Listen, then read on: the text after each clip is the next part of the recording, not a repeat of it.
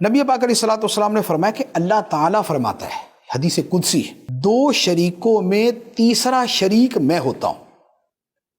کاروبار جب دو بندے مل کر کرتے ہیں تو فرمایا کہ تیسرا ان کے ساتھ میں ہوتا ہوں۔ تیسرے سے مراد یہ کہ ان پہ نگہبان میں ہوتا ہوں، ان پہ نگہبان میں ہوتا ہوں۔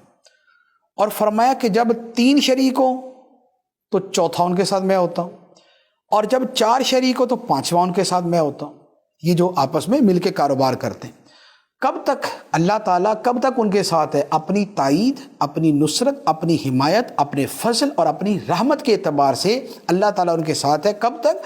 فرمایا جب تک کوئی شریک اپنے ساتھی کے ساتھ خیانت نہ کرے۔ تو اب دو بندوں نے مشترکہ کاروبار کیا، شرکت کا کاروبار ہے یا مداربت کا ہے، ایک کے پیسے ہیں دوسری کی محنت ہے، یا دونوں کے پیسے، تو یہ دو بندے ہیں یا تین ہیں یا چار ہیں یا پانچ ہیں یا ان سے زیادہ ہیں، جب تک ان میں سے کوئی بندہ اپنے ساتھی کے ساتھ دھوکہ نہیں کرے گا، رب کی رحمت، رب کا فضل اور رب کی تائید ان کے ساتھ رہے گی۔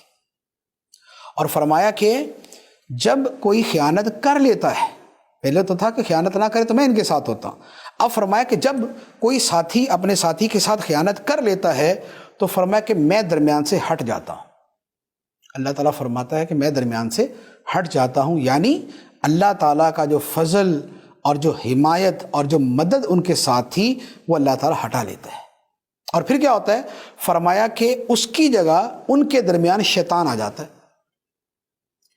تو پھر شیطان تو رنگ برنگی پٹیاں پڑھاتا ہے، اور شیطان پھر آپس کے اندر لڑائی بھی کرواتا ہے، آپس میں کینے بھی پیدا کرتا ہے، آپس میں حسد اور بغض بھی پیدا کرتا ہے، پھر کاروبار کے اندر ایک دوسرے سے خیانت کے نتیجے میں قتل و غارت گری بھی ہوتی ہے، جس کا داؤ چلتا ہے دوسرے کو گھسیٹ کے رکھ دیتا ہے، تو پھر یہ سارا کچھ ہوتا ہے۔ تو لہذا رب کی رحمت چاہیے، مدد چاہیے، تائید چاہیے، تو ایک دو بندے مل کے کریں یا 100 بندے مل کے کریں دیانتداری کے ساتھ، اپنے ساتھی کو دھوکہ دینے کی کوشش نہ کریں۔